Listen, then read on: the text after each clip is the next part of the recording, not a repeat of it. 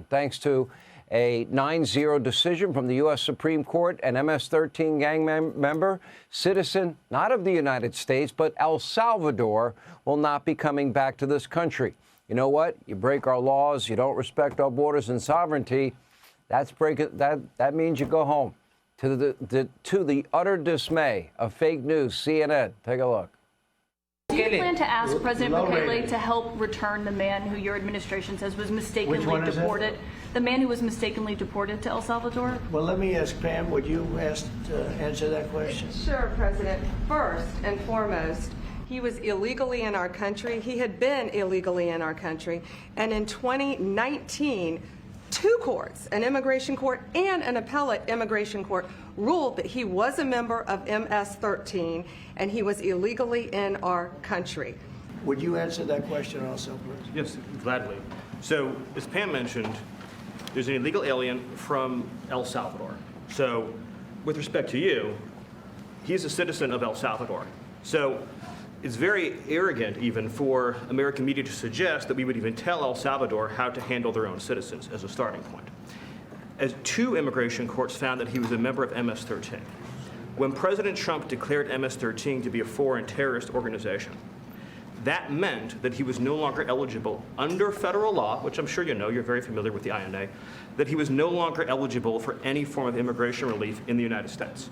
So he had a deportation order that was valid. Can President Bukele weigh in on this? Do you plan to return him? Well, I'm supposed to not suggesting that I smuggle terrorists into the United States, right? It's always how can I return him to the United States? Like I smuggle him into the United States, or what do I do? Of course, I'm not going to do it. It's like, the question is preposterous. Law and order, safety, security, respect our laws, border sovereignty, come in, but come in legally. Now, tonight we can report that 11 more violent illegal immigrants, including 7 Tren de Aragua gang members, were deported to El Salvador and their notorious prison system over the weekend. President Trump has a duty to protect all of you and our way of life. What happened under Biden at the border is unforgivable. We will pay the price for his open border policies for decades likely to come. And by the way, today, the illegal immigrant who killed a Maryland mother of 5, we've spoken of her often, Rachel Morin, thankfully convicted of murder, but we should never forget the pain, the suffering caused by what was the most preventable national security crisis that Joe and Kamala created at our border. Now, thankfully, as promised, President Trump has secured our borders, is now deporting as many criminal illegals as possible. By the way, if you didn't come here legally, you are a criminal. And all it took was leadership. We're seeing the same thing now when it comes to trade. There are now more than 100 countries that are begging to negotiate with the Trump White House. 15 hard deals are on the table. But if you're watching the state-run legacy media mob this morning, you might have seen Janet Yellen once famously promised that person that inflation was transitory. Well, she referred to Donald Trump's economic vision as a pipe dream. Take a look.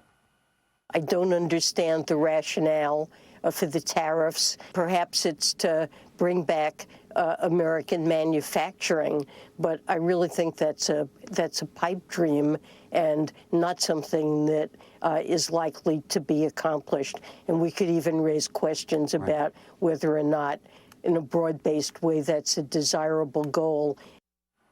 The rationale, how about stop ripping off America, stop abusing America, especially our allied countries, most of whom depend on the U.S. for their national security.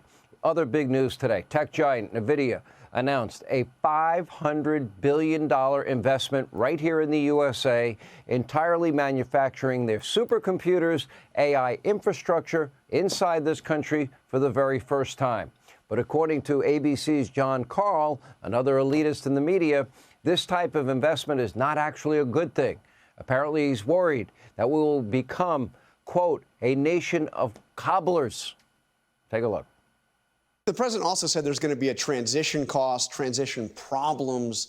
I mean, we are going to see higher prices in America as well. It's not like you can open a factory tomorrow to build iPhones or to make sneakers, shoes. I mean, we buy a lot of shoes in this country. 99% of them are made elsewhere. I mean, are we going to become nation of cobblers again? I mean, this is going to mean higher prices, isn't it?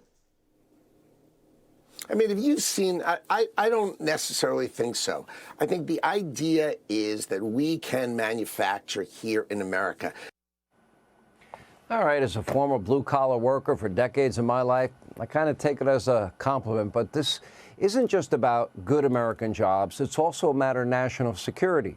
You know, relying on China for pharmaceuticals or other countries for semiconductor chips, that's a dangerous game. And right on cue, China just suspended exports of rare earth minerals to the U.S. in a blatant attempt to kneecap weapons and tech manufacturing. So Donald Trump is absolutely right. This reliance on China and other countries will come to an end once and for all. They can have free and fair trade if they choose, or reciprocal tariffs. That's their choice.